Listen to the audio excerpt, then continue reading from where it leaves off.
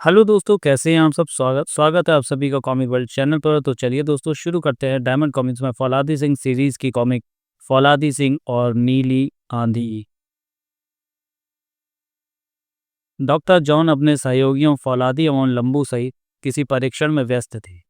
तभी लेबोरेटरी में खतरे का सायरन गूंजा। बीप पीप पीप। तीनों ने चौंक कर एक दूसरे की ओर देखा, फिर तुरंत ही अपने अपने स्थानों से दौड़कर एक विशाल स्क्रीन के सामने पहुंच गए। बीप पीप पीप। खतरे का ये सायरन अकारण ही नहीं भेजा फौला था। जरूर अंतरिक्ष में कोई अनहोनी बात होने जा रही। मुझे भी यही लगता है। मैं अंतरिक्षक से संपर्क स्थापित करता हूँ। फौलाद ने कुछ यंत्रों के स्विच दबाए। तुरंत ही आकाश स्थित अंतरिक्षक नामी उपग्रह से संपर्क स्थापित हो गया। अंतरिक्षक प्रयोगशाला में खतरे का हॉर्न बजा रहा है। बजाय चेक करके बताओ, आकाश में कौन सा खतरा उत्पन्न हो रहा है भूमंडल के लिए। संपर्क कायम रखिए, कुछ ही देर में परिणाम दे सकूंगा। कुछ क्षण शांति रही, फिर अंतरिक्षक का स्वर गूंजा। मैंने उसे देख लिया और बहुत ऊंचाई से आता एक आग का गोला है। बिल्कुल वैसा ही जैसे कोई सितारा टूट कर गिर रहा हो। डॉक्टर जॉन आगे बढ़े और फौलाद के स्थान पर इस बार उन्होंने माइक पर आदेश दिया। अंतरिक्षक, मालूम करो कि वह कोई उल्का ही है या किसी अंतरिक्ष ग्रह का जासूसी यान। अभी वह मेरी पहुंच के दायरे से बाहर है स्वामी। जैसे ही निकट पहुंचेगा मैं विस्तृत खबर दे सकूंगा। ओके, मैं दूसरी स्क्रीन को चालू कर रहा हूँ। वह जो भी हो, उसकी सही तस्वीर स्क्रीन पर पहुंचनी चाहिए। ऐसा ही होगा स्वामी। डॉक्टर जॉन ने दूसरी स्क्रीन का स्विच ऑन कर दिया। इस स्क्रीन पर ब्रह्मांड की वह तस्वीर उभर कर नजर आने लगी जो अंतरिक्षक के राडार देख रहे थे। एकाएक स्क्रीन के मध्य भाग में उन्हें एक नन्हा सा प्रकाश बिंदु दिखाई दिया। उन्होंने बटन घुमाकर फोकस उसी पर केंद्रित कर दिया। क्या यह वही चीज़ है जिसके कारण खतरे का सायरन बजा है?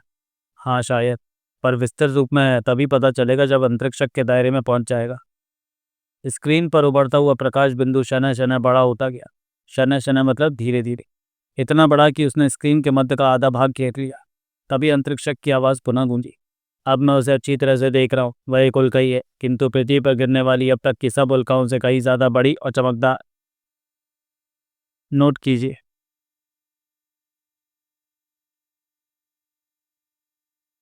गिरने की गति 15,000 मील प्रति घंटा। उल्का के आसपास का तापमान 33,000 फ़ारेनहाइट।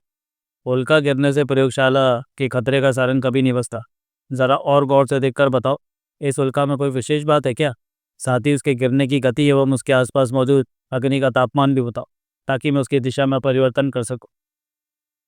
अंतरिक्षक द्वारा बताए गए उल्का के विवरण को सुन लंबू एवं फौलादी के मुंह से सिसकारी निकल गई।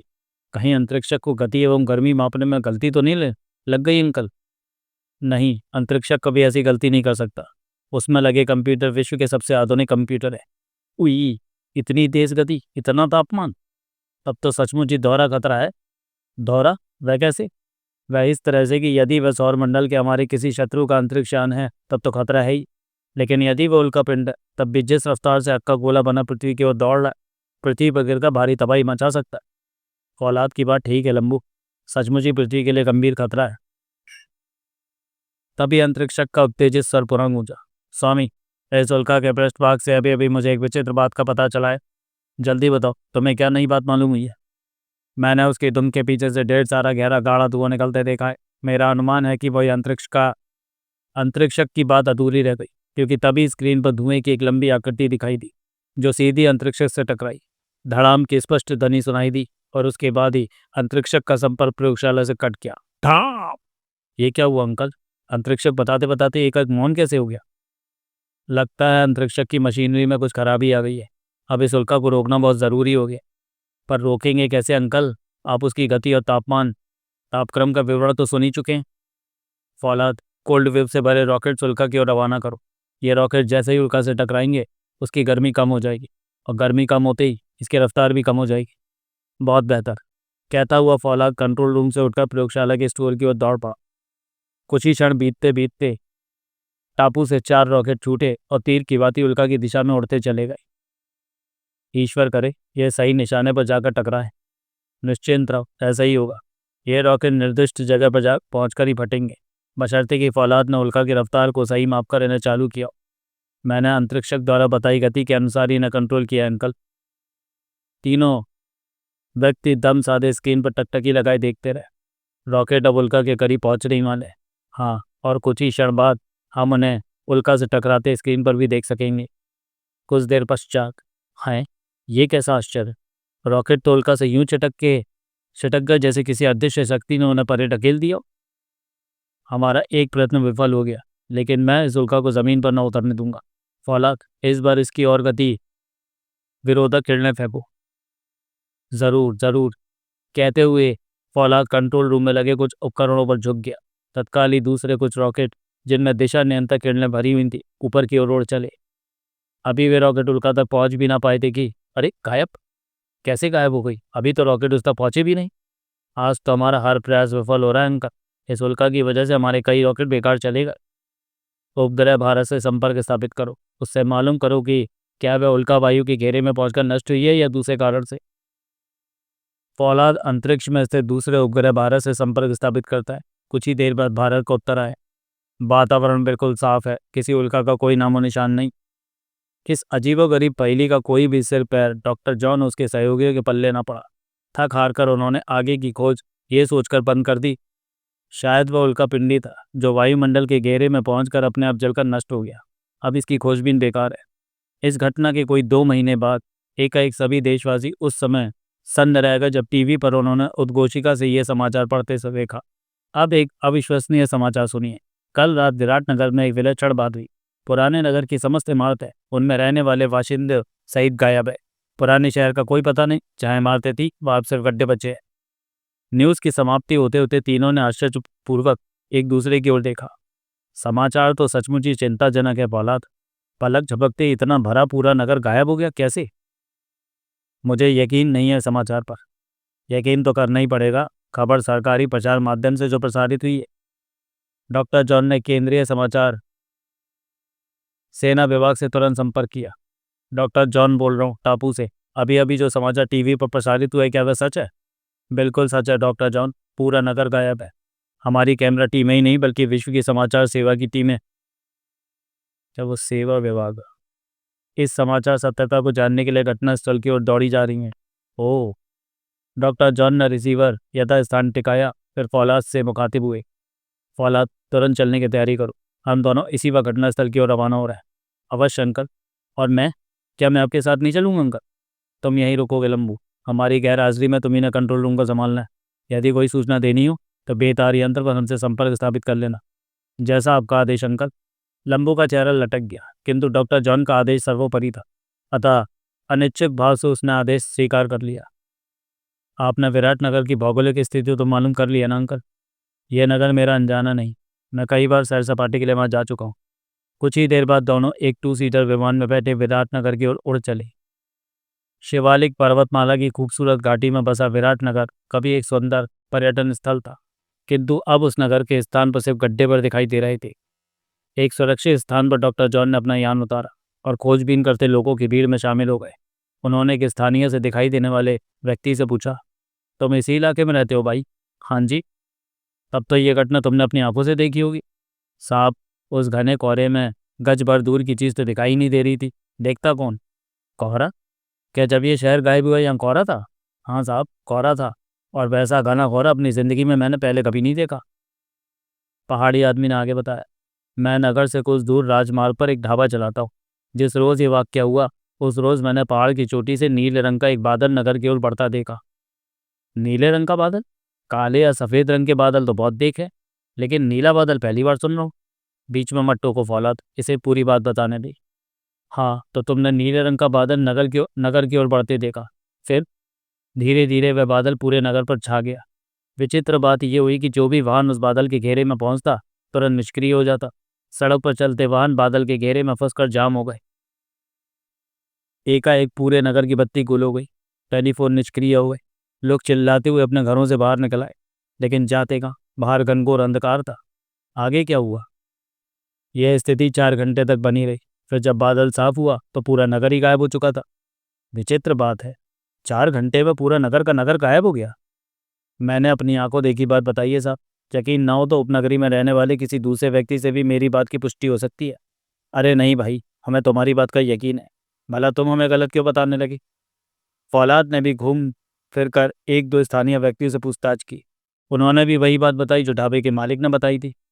पृथ्वी पर ऐसा आश्चर्य मैंने पहले कभी नहीं देखा अंकल। मेरी तो समझ में ही नहीं आ रहा कि ये सब हो कैसे गया। पूरा नगर, इमारतों और आबादी सही गायब है। मुझे तो इसमें किसी गहरे षड्यंत्र की बू आ रही है फौलाद। आपको ये संदेह क्यों कर हुआ? बात साफ है, पृथ्वी का कोई वैज्ञानिक अभी इतना क्षमतावान नहीं हुआ कि इतना बड़ा करिश्मा दिखा सके। रही प्राकृतिक आपदा की बात, तो उसकी कोई गुंजाइश नहीं। अगर ये कोई प्राकृतिक आपदा होती तो नगर के बाहर का दूर दूर तक का क्षेत्र प्रभावित हुआ होता। हमारे रडारों ने जरूर संकेत दिए होते, उपग्रहों को जिसकी पूर्व सूचना मिलती। अब मुझे कुछ और भी संदेह हो रहा है, और वो ये कि ये जरूर अंतरिक्ष के किसी सिरफिरे वैज्ञानिक का कारनामा है। अंतरिक्ष के किसी वैज्ञानिक को हमारी पृथ्वी से क्या दुश्मनी हो सकती है जो वह इतनी तबाही पैदा करे? ये बात तो तभी पता चल सकती है जब हमारी उससे मुलाकात हो। हाँ, बशर्ते कि उसका वजूद हो, और यदि वजूद है तो उसका ठिकाना कहाँ है? क्या अंतरिक्ष में? बात गले से उतरती नहीं अंकल। मेरा संदेह अकारण नहीं है फौलाद। तुम उस दिन की बात याद करो जब हमने अंतरिक्ष में एक उल्का पर नीचे करते देखा था। अचानक ही फौलाद के दिमाग की सारी तंत्रियां जागृत हो गई। उसे उस दिन की सारी बातें याद हो आईं। आपका मतलब वह उल्कापिंड अंतरिक्ष के किसी ग्रह का यान था जिसमें वह वैज्ञानिक आया था? क्या ऐसा नहीं हो सकता था? अब मुझे निश्चय हो गया कि अंतरिक्षक उस दिन कुछ बताते बताते एकाएक खामोश क्यों हो गया था। अंतरिक्षक में कोई मशीनी खराबी नहीं आई थी फौलाद। उस पर किसी किस्म की किरणें फेंककर उसे कुछ क्षण के लिए निष्क्रिय कर दिया गया था। ओह, अब समझा। बाद में मेरे द्वारा भारत से पूछे जाने पर उसने भी उल्का के वहां ना होने की पुष्टि की थी। इसका अर्थ यही है कि हम धोखा खा गए। यकीनन। और उस धोखा खाने का ये परिणाम निकला कि हम अपने हजारों देशवासियों को खो बैठे। वह शैतान वैज्ञानिक जो ना जाने किस ग्रह का है, अपने मकसद में कामयाब हो गया। पवित्र भारत भूमि की सौगंध, मैं उसे उसके इरादों में कामयाब नहीं होने दूंगा। हाँ फौलाद, हम माथे पर लगे इस कलंक को जरूर धोएंगे। वह कहीं भी छुपाओ, हम उसे खोजेंगे और उसकी करनी का दंड देंगे। आपका क्या विचार है? उसका अड्डा कहाँ हो सकता है? ज़्यादा संभावना तो यही है कि शिवालिक की इन्हीं पहाड़ियों में कहीं पर उसका अड्डा है। आपकी इस संभावना का आधार क्या है? देखो, प्रत्यक्षदर्शियों ने उस नीले रंग के बादल को शिवालिक की इन्हीं पहाड़ियों की ओर से आता देखा था। जाहिर है वह जाहिर है वह उसने अपने छुपे हुए गुप्त ठिकाने से ही छोड़ा होगा। तब तक इन्हीं पहाड़ियों में उसे खोजना होगा। क्या विचार है, अपने टू सीटर यान से अभी चलें? नहीं, पहले कंट्रोल रूम चलो, वहीं बैठकर सोचेंगे कि खोज कहाँ से आरंभ करें। बहुत बेहतर अंकल, लेकिन मेरा विचार था कि लेकिन डॉक्टर जॉन ने उसकी बात को बीच में ही काट दिया। वे बोले, फौलाद, जल्दबाजी में उठाया कदम अक्सर गलत जगह पड़ जाया करता है। सरकार खामोश नहीं बैठी होगी। युद्ध स्तर पर इस घटना की जांच हो रही होगी। पहले उनकी जांच का परिणाम देखेंगे, फिर कोई कदम उठाएंगे। डॉक्टर जॉन की इस बात ने फौलाद को निरुत्तर कर दिया। फिर वे दोनों टापू लौट आए। 2 दिन तक उन्हें किसी विशेष प्रगति का समाचार न मिला। डॉक्टर जॉन लगातार होम सेक्रेटरी से संपर्क बनाते रहे, लेकिन तीसरे दिन उन्हें एक चौंका देने वाली बात मालूम हुई। उफ, एक और अनर्थकारी बात। क्या हुआ अंकल? शिवालिक की पहाड़ियों में खोज करते हुए 3 हेलीकॉप्टर लापता हो गया। कोई एक्सीडेंट? कोई एक्सीडेंट नहीं, कोई सूत्र भी नहीं। ऐसा लगता है जैसे जादू के जोर से गायब कर दिएगा। अब हाथ पर हाथ धरे बैठना बेकार है अंकल। मुझे आज्ञा दीजिए कि मैं इस रहस्य का पर्दाफाश कर सकूं। मैं भी तुम्हारे साथ चलूंगा फौलाद। विवश होकर डॉक्टर जॉन को इजाज़त देनी ही पड़ी। ठीक है, तुम दोनों जैसे चाहो अपने ढंग से काम करने के लिए स्वतंत्र हो, लेकिन संभल कर काम करना। दोनों ने वैसा करने का वचन दिया तो डॉक्टर जॉन ने आगे कहा, तो मैं ये सोचकर चल रहा है कि तुम्हारा मुकाबला एक ऐसी शक्ति से है जिसके जैसा ज्ञान हम अभी भी पैदा नहीं कर सके। इसलिए जाने से पहले अपनी इलेक्ट्रॉनिक्स युक्त पोशाकें पहनना और ऐसे अवसरों के लिए ही विशेष तौर से बनाए गए हथियार ले जाना मत भूलना। हमें याद रहेगा अंकल। दोनों स्टोर रूम में पहुंचे, किसी भी तरह की किरणों से बेअसर रहने वाली अपनी पोशाकें पहनी और कुछ आधुनिकतम हथियार लेकर 2 सीटर विमान पर चढ़ पुनः घटनास्थल की ओर चल दिए। बर्बाद हुए विराटनगर के ऊपर विमान ने हवा में एक चक्कर लगाया, फिर फौलाद ने पहाड़ियों की ओर उसका रुख मोड़ दिया। लंबू नीला बादल इसी ओर से आया था, अतः पहली खोज पहाड़ियों में ही ठीक रही। वो सब तो ठीक है, लेकिन पहाड़ी पर सावधानी से विमान उड़ाना। तुम अंकल से सुन ही चुके हो कि वहां खोज करते 3 हेलीकॉप्टर लापता हो चुके हैं। फौलाद ने व्यवस्था से दांत बीचे। एक बार उस दरिंदे का ठिकाना मालूम हो जाए, फिर देखना मैं उसकी कैसी गत बनाता हूँ। ज़रूर करना, लेकिन फिलहाल तो अपना ध्यान यान को चलाने पर लगाओ। वो देखो, सामने पर्वत के शिखर दिखाई देने आरंभ हो गए। लंबू ने दूरबीन आंखों पर चढ़ा ली और तेजी से भागते दृश्यों को देखने लगा। एकाएक वह नीचे के एक दृश्य को देख चौंका। फौलाद, यान को थोड़ा और नीचे करना। मरवाने का इरादा है क्या? थोड़ी देर पहले तो मुझे सावधानी से विमान चलाने की सीख दे रहा था, और अब? बहस मत कर यार, मैंने अभी अभी क्रेटर के मुख पर कोई चीज़ हरकत करती देखी है। फौलाद एकदम सतर्क हो उठा और आहिस्ता आहिस्ता यान की रफ्तार कम करने लगा। कितना अच्छा होता हम इस यान के बजाय हेलीकॉप्टर से आते। अब एक लंबा मोड़ देकर ही यहाँ पहुँचना होगा। फौलाद ने हवा में मोड़ काटा और यान को और नीचे उतार लाया। दूरबीन में नीचे के दृश्य और अच्छी तरह से दिखाई देने लगे। एक एक लंबू ने फिर सरगोशी की। मैंने उसे देख लिया फौलाद। वह पहाड़ से सटी खड़ी कोई विशाल आकार वाली मानवाकृति है, जो बहुत कुछ रोबोट से मिलती जुलती है। ध्यान से देखो, कोई पहाड़ी बकरी तो नहीं। रोबोट इस वीराने में इतनी ऊंचाई पर कैसे आ गया? मुझसे पहचानने में कोई गलती नहीं हुई। यह यकीनन कोई रोबोट ही है। तब तो निश्चय है कि इस क्रेटर के आसपास उस नामालूम वैज्ञानिक का अड्डा होना चाहिए। मैं यान को और नीचे उतार रहा हूँ। जैसे ही यान कुछ और नीचे उतरा, मूर्तिवत शिला से लगकर खड़े रोबोट में पुनः हलचल पैदा हुई। उसने एक झटके से अपनी गर्दन ऊपर उठाकर यान की ओर देखा। फिर उसका दायां हाथ ऊपर उठा और उसमें से नीले रंग की एक किरण निकलकर यान की ओर दौड़ पड़ी। यान ऊपर उठाओ फौलाद, उसके हाथ से कोई किरण निकलकर यान की ओर बढ़ रही है। फौलाद ने जल्दी से यान ऊपर उठाया और हवा में उसकी दिशा बदलने की कोशिश की, लेकिन तब तक देर हो चुकी थी। रोबोट के हाथ से निकलती विद्युत किरण यान के पिछले भाग से टकराई। अगले ही पल धड़ाम! यान का बैलेंस बिगड़ गया और बजाय ऊपर उठने के वह तेजी से नीचे गिरने लगा। उफ, यान बेकाबू हो गया लंबू। जल्दी से पैराशूट पहनो और नीचे कूद लो। दोनों पैराशूट पहनकर नीचे कूद पड़े। अभी वे हवा में ही थे कि बेकाबू यान एक पहाड़ी से जा टकराया और नीचे गिरते ही भयंकर शोलों में गिर गया। बाल बाल बचे। जरा सा विलम्ब हमें यमलोक की सैर करा सकता था। यान तो नष्ट हो गया, उसमें रखा हमारा सामान भी। अब हम क्या करेंगे? सामान ही नष्ट हुआ है ना, मनोबल तो नहीं। मत भूलो लंबो कि हम ऐसे उस्ताद के शागिर्द हैं जिसने कैसी भी परिस्थिति में हार माननी सीखी ही नहीं। मैं तो मजाक कर रहा था यार, और तू उसे सच समझ बैठा। बता क्या इरादा है अब? वही जो पहले था। हमें उस नामालूम शक्ति का ठिकाना मालूम हो चुका है। हम ये भी जान चुके हैं कि उसने अत्याधुनिक किस्म के रोबोट तैयार कर रखे हैं। लेकिन हम भी कम नहीं। हम उससे मुकाबला करेंगे और उसे उसकी ही मान में घुसकर तबाह करेंगे। तब फिर चल, मैं तैयार हूँ। पर एक राज की बात तुझे और बता दूँ। कौन सा रहस्य है तेरे पास? यान नष्ट होने से पहले ही मैं कुछ हथियारों को उससे निकालने में कामयाब हो गया हूँ। हमारी लेज़र गनों से युक्त दोनों पिस्तौलें और भी कई छोटी मोटी चीज़ें बिल्कुल सुरक्षित है। कहकर उसने नायलॉन के एक थैले में रखी चीज़ें दिखाई। फौलाद के चेहरे पर चमक पैदा हो गई। उसने अपना भारी हाथ लंबू की पीठ पर जमा दिया। अरे वाह मेरे पौए, तूने तो आज जासूसी में शर्लॉक होम्स के भी कानों कदर डाले। शाबाश। जबान को लगाम दे फौलाद, तूने मुझे फिर पौआ कहा। माफ़ कर दे यार, यूं ही जुबान थोड़ी सी बहक गई थी। तू तो सुपरमैन है, बल्कि यूं कहो कि सुपरमैन से भी कुछ ज़्यादा। अब तो खुश है ना? पूरी तरह से नहीं। पूरी तरह से खुश तब होऊंगा जब हम इस मिशन को पूरा करने में कामयाब हो जाएंगे। सैम पर विश्वास बनाए रख, हम ज़रूर अपने मकसद में कामयाब होंगे। फौलाद ने पैराशूटों का लपेट का बंडल बनाया और शेष चीज़ों सहित उन्हें पीठ पर बांध वापस उसी दिशा में मोड़ लिए जिधर से आए थे। लंबू, जरा जल्दी कदम बढ़ा। अंधेरा होने से पहले हमें किसी सुरक्षित स्थान पर पहुंच जाना है। मैं इससे ज़्यादा रफ्तार से नहीं दौड़ सकता। मैं कोई फैंटम या सुपरमैन नहीं। हाँ, हाँ। वाह बच्चू, अभी थोड़ी देर पहले जब मैं तुम्हारी तारीफ कर रहा था तो फूल कर कुप्पा हुए जा रहे थे, और अब पैदल जलने में दम निकला जा रहा है। अब ज़्यादा शर्मिंदा मत कर यार, मुझे उठाकर अपने कंधे पर ही बिठा ले। मेरे लिए वही थी जगह ठीक है। फौलाद ने लंबू को अपने कंधे पर टिकाया और फिर तेज़ रफ्तार से पहाड़ी तय करने लगा। तभी अचानक लंबू चौंका। अरे रे, ठहरो फौलाद, सामने देख, एक लाश। ओ हाँ, सचमुच ही। दोनों लाश के पास पहुंचे। मृतक ने वर्दी पहनी हुई थी, जिसे देखकर सहज ही उन्होंने पहचान लिया। वर्दी से जाहिर है कि ये उसी खोजी दस्ते का कोई सदस्य है जिसे हेलीकॉप्टर द्वारा भेजा गया था। तब तो हेलीकॉप्टर का मलबा भी कहीं आसपास ही होना चाहिए। हमें खोजना चाहिए।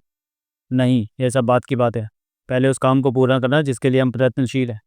ये भी तो ठीक है, पर क्या इस लाश को यूं ही छोड़ चलें? मेरा मतलब है, इसे दबा दे तो क्या अच्छा नहीं होगा? यहाँ तो जंगली जीव इसके मुर्दा जिस्म की भी दुर्गति बना डालेंगे।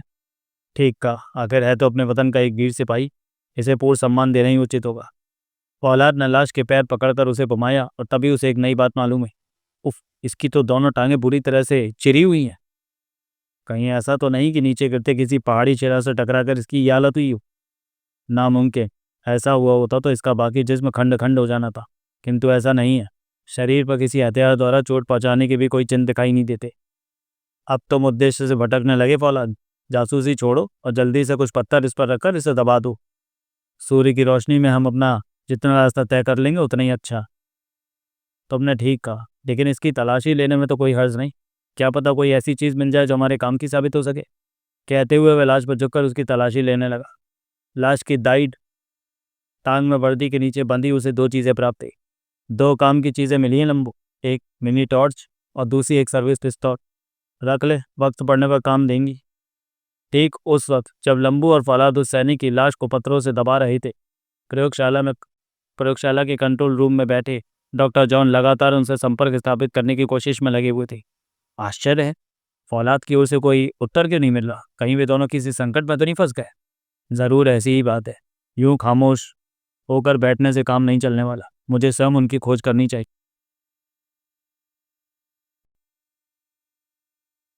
उधर लंबू और फौलाद निरंतर चढ़ाई चढ़ते हुए किसी तरह क्रेटर के मुख के निकट पहुंचे, लेकिन तभी ठिठक कर रुक गए।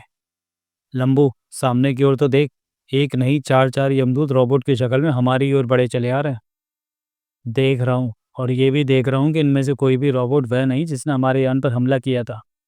क्या मतलब? इसका मतलब है यहाँ रोबोटों की पूरी फौज। स्पष्ट मतलब है मेरे कहने का। इन चारों रोबोटों के चेहरे किसी घड़ियाल जैसे हैं, जबकि जिसने यान पर हमला किया था उस रोबोट का चेहरा किसी मकड़े जैसा था। हाँ, और शायद उनके काम भी अलग है, क्योंकि इन रोबोटों ने हम पर अभी तक भी आग बरसाने की कोशिश नहीं की। पहले वाले ने तो देखते ही हम पर विद्युत तरंगें छोड़ दी थी। दोनों पहाड़ से सटकर खड़े हो गए और लेज़र गनें हाथ में थामे धड़कते दिल से रोबोटों के निकट पहुंचने की प्रतीक्षा करने लगे। फिर जैसे ही चारों रोबोट उनके फायर की रेंज में आए, दोनों ने गनों के फायर खोल दिए। चारों रोबोटों की चाल क्षण मात्र के लिए धीमी पड़ी, लेकिन वे फिर आगे बढ़ने लगे। आश्चर्य है, हमारी लेज़र किरणों का भी उन पर कुछ असर नहीं पड़ा। भाग चलो फौलाद, इनके हत्थे चढ़ गए तो टिक्का बोटी कर डालेंगे। कहते हुए लंबू डरकर पीछे हटा, लेकिन तभी उसके पैरों के पास एक पत्थर नीचे फिसला और एक झाड़ी में जा गिरा। लंबू गिरते गिरते बचा। संभल के, कहीं नीचे गिरकर हड्डियों का सुरमा मत बनवा लेना। अरे! धीमी गति से आगे बढ़ते चारों रोबोट एकदम बिजली बन गए। वे तीर की मानंद उड़े और खरगोश को घेर कर खड़े हो गए। एक ने झपट्टा मारकर खरगोश को पकड़ा और उसकी पिछली दोनों टांगें चीर डाली। उफ! उन्होंने बेचारे खरगोश को चीर डाला। लंबू ने डरी आवाज में सरगोशी की, लेकिन तभी फौलाद ने उसके मुंह पर हाथ रख दिया। खामोश, एक शब्द भी मुंह से मत निकालना। मूर्ति जैसे बने पत्थर से चिपके खड़े रहो, बिल्कुल बेहरकत। दोनों पत्थर से चिपके 10 मिनट तक यूं ही दम साधे खड़े रहे। इस बीच नीचे खड़े चारों रोबोट भी खरगोश को चीरने के बाद कोई 5 मिनट तक शांत खड़े रहे। फिर उड़कर पुनः ठीक उसी जगह पर पहुंच गए जहां से वे खरगोश पर झपटे थे। उनके मुख यंत्रवत फिर फौलाद और लंबू की ओर घूम गए। पहाड़ से चिपका खड़ा फौलाद फुसफुसाया, कुछ समझा लंबू? नहीं, कुछ भी तो नहीं। ये रोबोट किसी नामालूम जगह से नियंत्रित किए जा रहे हैं, और ये उसी चीज़ पर हमला करते हैं जो गतिशील होती है। लेकिन गतिशील तो हम भी थे उस वक्त जब हम ऊपर चढ़ रहे थे, और ये धीमी गति से आ रहे थे। तब हम शायद इन्हें नियंत्रित करने वाले व्यक्ति की निगाह में स्पष्ट रूप से नहीं आए होंगे। संदेह वशी उसने इन्हें अलर्ट किया होगा, पर हमारी छोड़ी लेजर किरणों से बच कैसे गए? हाँ, ये एक आश्चर्य की बात है, लेकिन शायद हमें ये बात बाद में मालूम हो जाए। हाँ, शायद, बशर्ते कि हम इन यमदूतों के हाथों से जीवित बच सके। दोनों सोचपूर्ण मुद्रा में कुछ देर यूं ही खड़े रहे। फिर एक फौलाद फुसफुसाया, लंबू, थैले से एक काला पैराशूट निकाल कर दे। मैं एक प्रयोग करना चाहता हूँ। कैसा प्रयोग? समझाने का वक्त नहीं है। यदि कामयाब हो तो आगे बता दूंगा। ठीक है। लंबू ने बिना कोई विरोध किए काले रंग का पैराशूट इसे थमा दिया। फौलाद ने सिर से लेकर पांव तक पैराशूट को यूं ओढ़ लिया कि सिर्फ आंखों को छोड़कर उसका पूरा जिस्म पैराशूट के अंदर समा गया। फिर वह छुपे स्थान से खुले में निकल आए। अरे क्या गजब कर रहा है फौलाद, वापिस लौट, सामने देख। चारों रोबोट हमारी ओर ही देख रहे हैं। मैं भी तो यही चाहता हूँ कि वे देखें। क्या? लंबू ने आतंकित और फौलाद ने उत्सुकता भरे भाव से रोबोटों की ओर देखा। वह कुछ और बड़ा, लेकिन रोबोट हिले तक नहीं। देखा, मेरा प्रयोग सफल हुआ ना? मेरे इतने आगे बढ़ने पर भी रोबोटों में कोई हलचल पैदा नहीं हुई। सचमुच? मगर ये चमत्कार हुआ कैसे? अब तू भी मेरी तरह अपने पैराशूट को ओढ़कर निशंक बाहर आ जा। रास्ते में बता दूंगा, पर सावधान, शरीर का कोई भी अंग पैराशूट से बाहर न निकले। मैं अभी आया।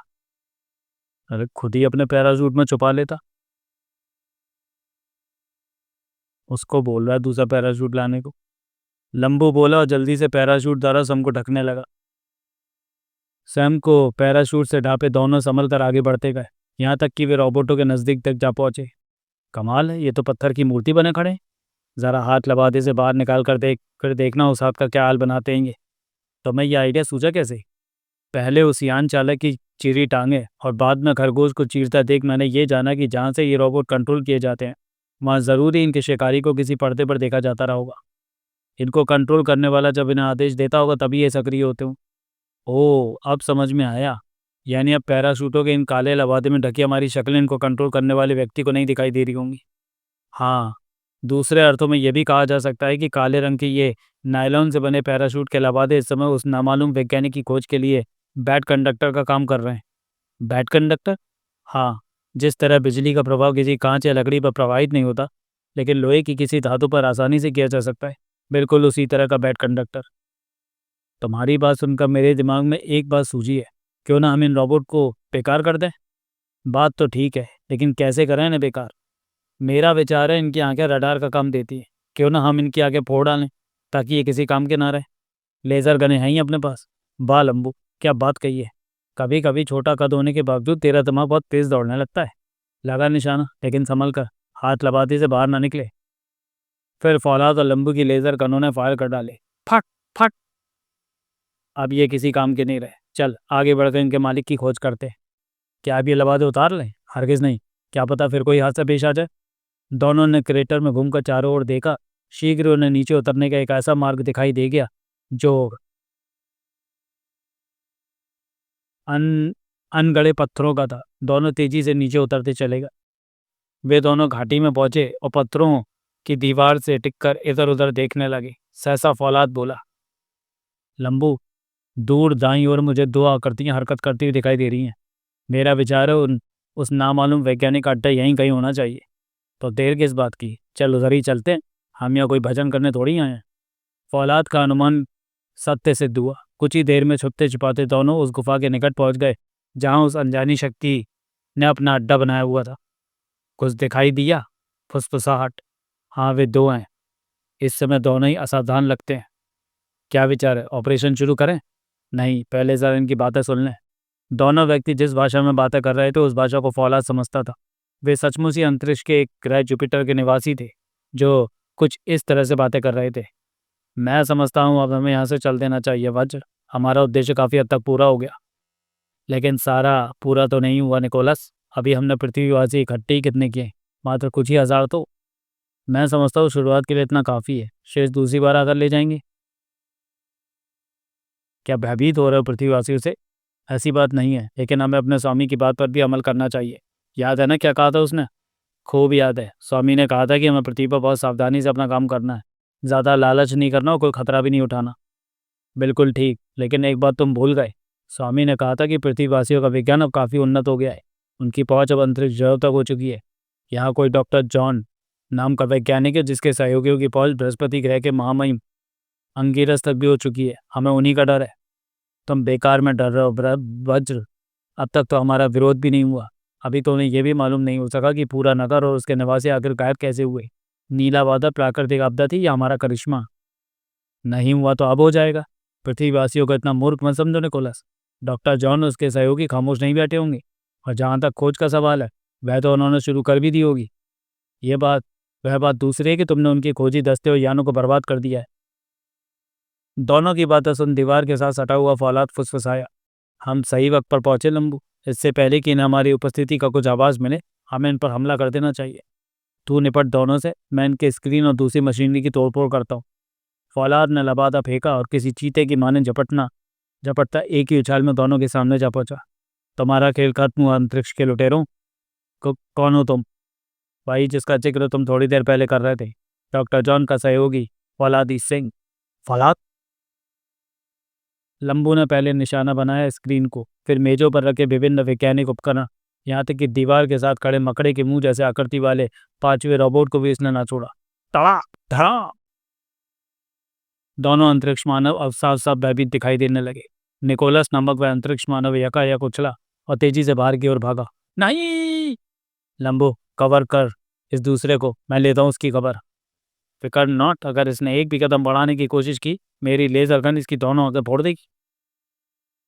बात की बात में फौलाद ने दूसरे अंतरिक्ष मानव को जा घेर लिया। बचकर कहाँ जाएगा चूहे, फौलाद के हाथ बहुत लंबे हैं। निकोलस धरती पर गिरा, तभी फौलाद का वज्र जैसा मुक्का उसके सिर से टकराया। और अगले ही क्षण निकोलस का पारदर्शी हेलमेट किसी शीशे की भांति टूटकर चकनाचूर हो गया। निकोलस किसी जिरा होते बकरे की भांति चिल्लाया, जिबा होते बकरे की तरह भांति चिल्लाया। इसमें उसने 2-3 लंबी लंबी सांसें ली, फिर निस्तेज होकर नीचे जा गिरा। फौलाद ने एक घृणात्मक नज़र उस पर डाली और वापस वहां लौट आया जहाँ लंबू अभी भी वज्र नामक अंतरिक्ष मानव को कवर किए खड़ा था। तुम्हारा क्या इरादा है पहलवान, जिंदा रहना चाहते हो या अपने साथी के रास्ते जाना? मुझे मत मारो फौलाद। चलो छोड़ दिया, अब बताओ विराटनगर के बाशिंदों का तुमने क्या किया? वे सब जिंदा हैं। कहाँ छुपाया तुमने उनको, जल्दी बताओ। यहीं दूसरी गुफा में। वज्र उन दोनों को एक दूसरी गुफा में ले गया और एक चौकोर शीशे के बॉक्स की ओर संकेत करता हुआ बोला, ये रहा तुम्हारा शहर, उसके बाशिंदे। मजाक करता है, जलाकर राख कर दूंगा। लंबू ने पुनः गन लहराई। नहीं नहीं, ऐसा मत करना, रत्ती भर भी झूठ नहीं कहा। यकीन ना होता तो झांक कर देख लो। लंबू, इसे जाने मत देना, मैं जांच करता हूँ। फौलाद ने शीशे पर आंखें टिका दी, लेकिन अगले ही पल बौखरा का चेहरा ऊपर उठा लिया। क्या हुआ, कुछ दिखाई दिया? हाँ, ये सही कहता है, इस बक्से में सचमुच ही हजारों व्यक्ति मौजूद हैं। हैरत से लंबू की आंखें फैल गईं। क्या कहते हो फौलाद, कैसा होना मुमकिन है? मुझे खुद भी आश्चर्य हो रहा है, लेकिन जो हकीकत है उससे इनकार नहीं किया जा सकता। तुम स्वयं ही देख लो। लंबू ने शीशे से आंख टकाकर देखा और दूसरे ही क्षण वह भी विस्मित हो उठा।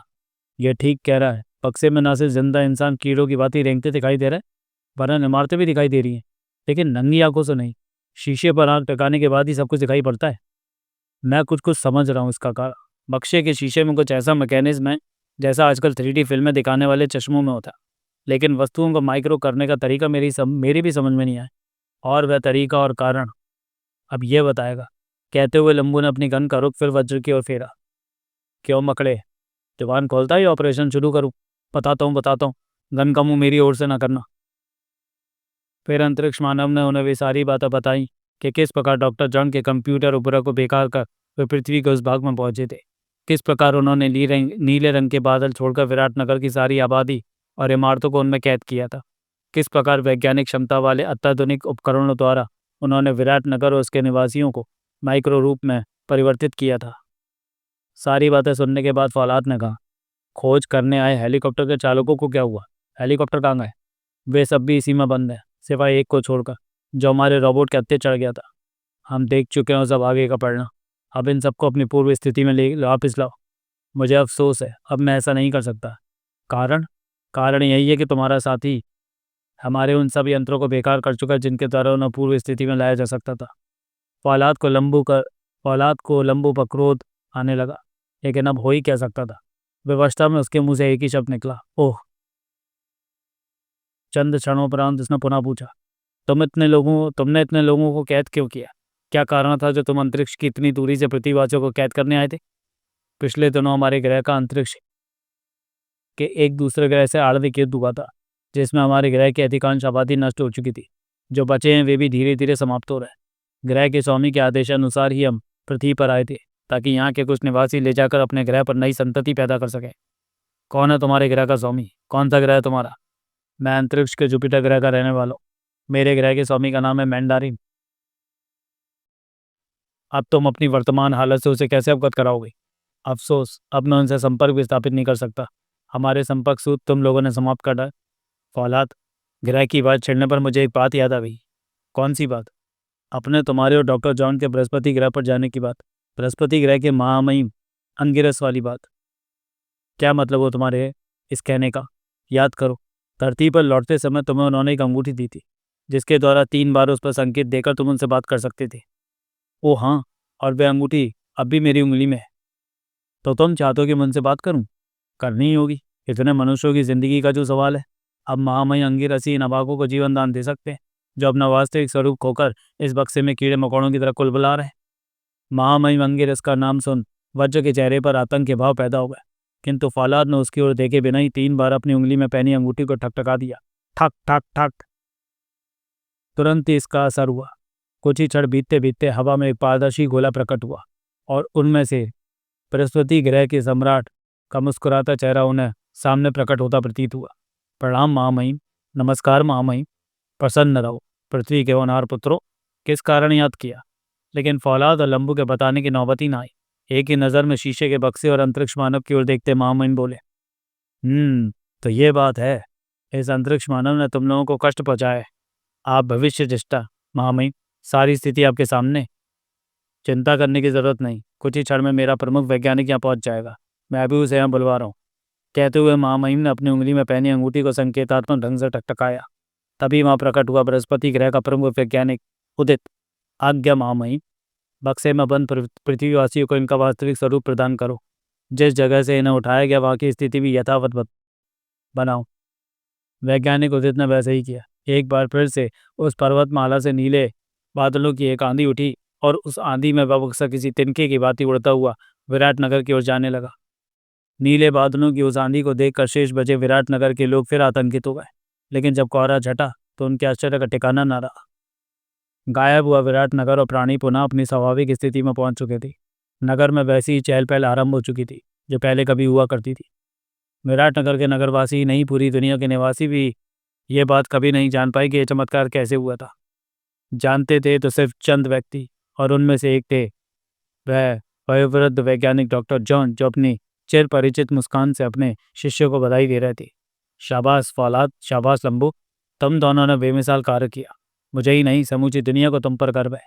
इस अभियान के श्रेय के असली हकदार हैं महामहिम अंगिरस। अगर सही वक्त पर पहुंचकर उन्होंने हमारी मदद न की होती तो आज स्थिति ही दूसरी होती। हाँ अंकल, तब ना इतने आदमियों को जीवन दान मिल सकता होता और ना ही वज्र को हम अधिक समय तक अपने साथ रख पाते। वज्र को अपने साथ ले जाकर उन्होंने अंतरिक्ष के नियमों की परंपरा निभाई है। अब वे जो चाहें उसे दंड थे। समाप्त। तो चलिए दोस्तों, फौलादी सिंह की इस कॉमिक्स को हम यहीं समाप्त करते हैं और मिलते हैं इसकी किसी अगली कॉमिक्स में, अगले वीडियो में। तब तक के लिए धन्यवाद।